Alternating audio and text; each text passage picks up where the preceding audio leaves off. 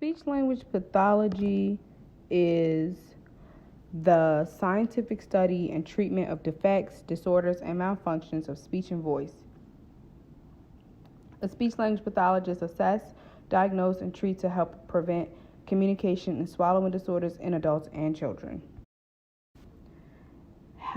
Quinn Brown was the first black speech language pathologist. She was born in 1850 and died in 1949. Quinn Brown was an electionist, educator, school administrator, and activist who raised her voice for social justice. She was an early example of a scholar activist in the field of speech pathology. Holly was born in Pittsburgh, Pennsylvania, to former slaves who were released from unwaged physical labor by their captors and acquired the means to purchase their freedom. Holly's maternal grandfather was her mother's captor, and her paternal grandmother was her father's owner. Holly's parents became part of the Underground Railroad, a period of time that would shape Holly's view of the world and her fortitude for being a change agent within it. Holly was born around the time that the U.S. enacted the Fugitive Slave Act, a massive out-migration of blacks from the U.S. into Canada. Holly's family moved to Chatham, Ontario, Canada, a few years after she was born. Brown, the educator, held various teaching positions in plantation schools in Mississippi and South Carolina during the 1870s, and public schools in Dayton, Ohio in the late 1880s. In 1892, she was invited by Booker T. Washington to teach at Tuskegee Institute in Alabama. At Tuskegee, she began to teach and write about the relationships between language and culture and between language and identity. Additionally, she served as dean of Allen University in Columbia, South Carolina between 1885 and 1887. Allen University, begun in 1870, was established to provide educational opportunities for newly freed slaves. Its roots are grounded in the belief that men and women who are prepared are better citizens and can make a greater contribution to society.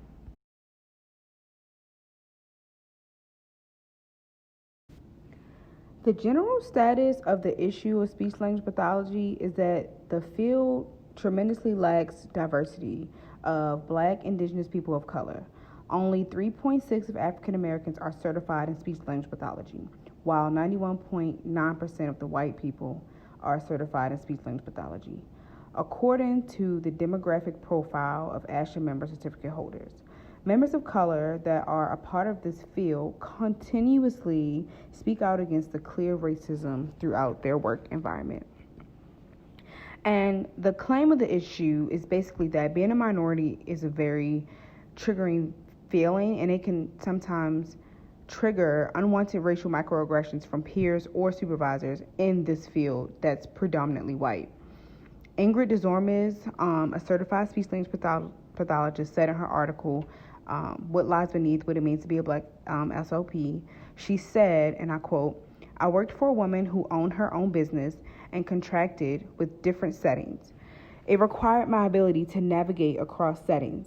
I had some bumps and bruises during my first year because my CF, which is a clinical fellowship, she said my CF supervisor felt I was so strong that I didn't really need much support. Meanwhile, I worked in skilled nursing facilities, schools, outpatient centers, and home health. What fresh graduate do you know that is able to move across all those settings without regular support?"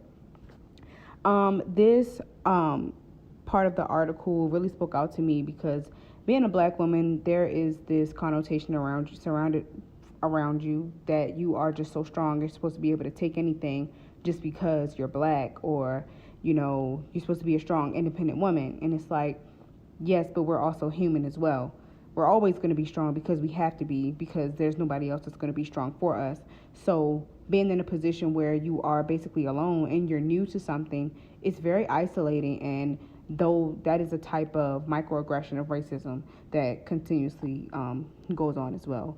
And also the images that you guys are seeing, it's from the Diamond Denise on Instagram. She created this black speech language pathologist matter picture. So if you guys would like to see her art or more things that she posts about being a black speech language pathologist, I suggest that you all just go and check out her Instagram page.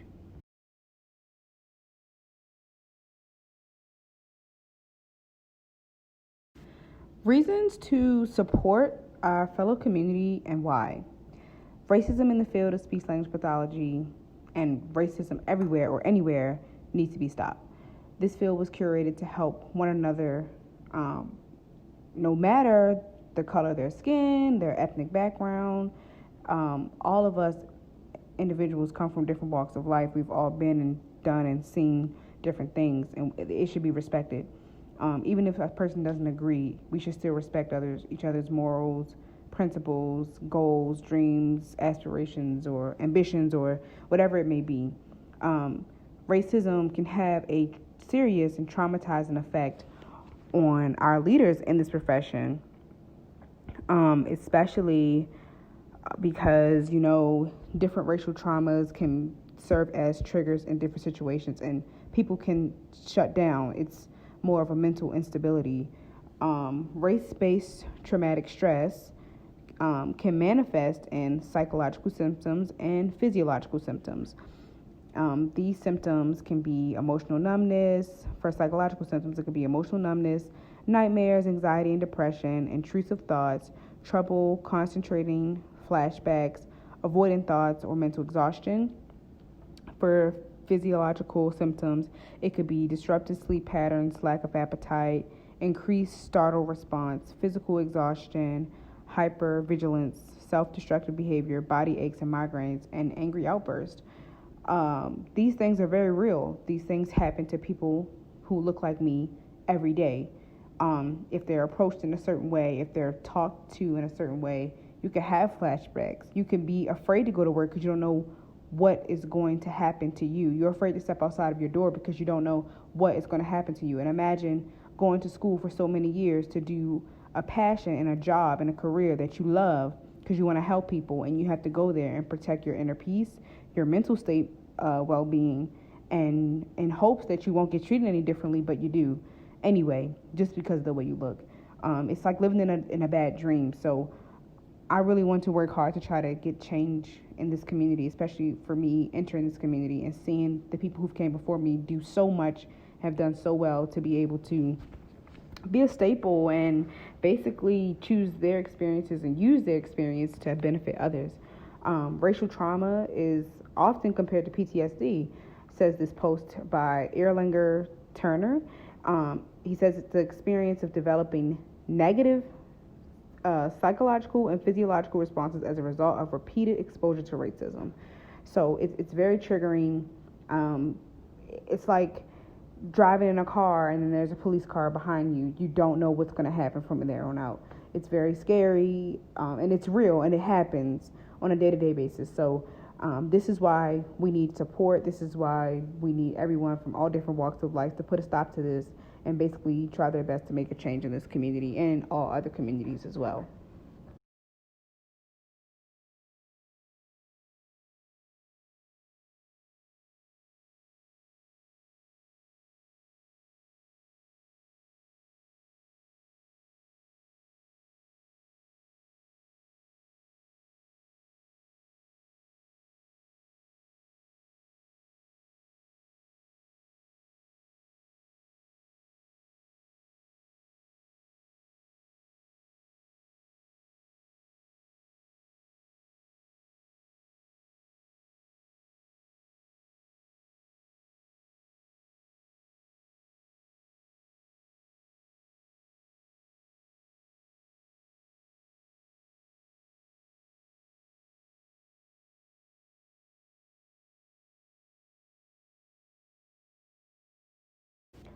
Different ways you can help this cause.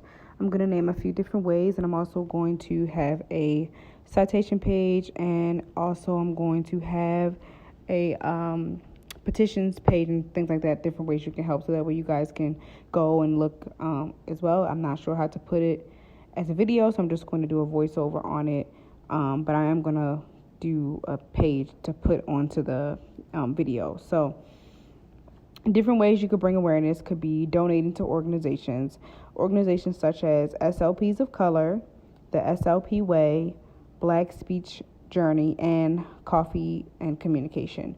These blogs, or a few blogs or Instagram pages, that use money to pour into the Black SLP community to make sure they're supporting other fellow SLPs and just the community to raise awareness. Another way you could donate is signing petitions. There are a few links that I'm going to put in, but the petitions are for basically call to actions of Anti-Racism Task Force, and I'm going to share the link to that. And then there's a change.org petition as well by the American Speech Language Hearing Association to state a position on racism and make a statement about it. So to campaign and sign a petition to be heard by the community.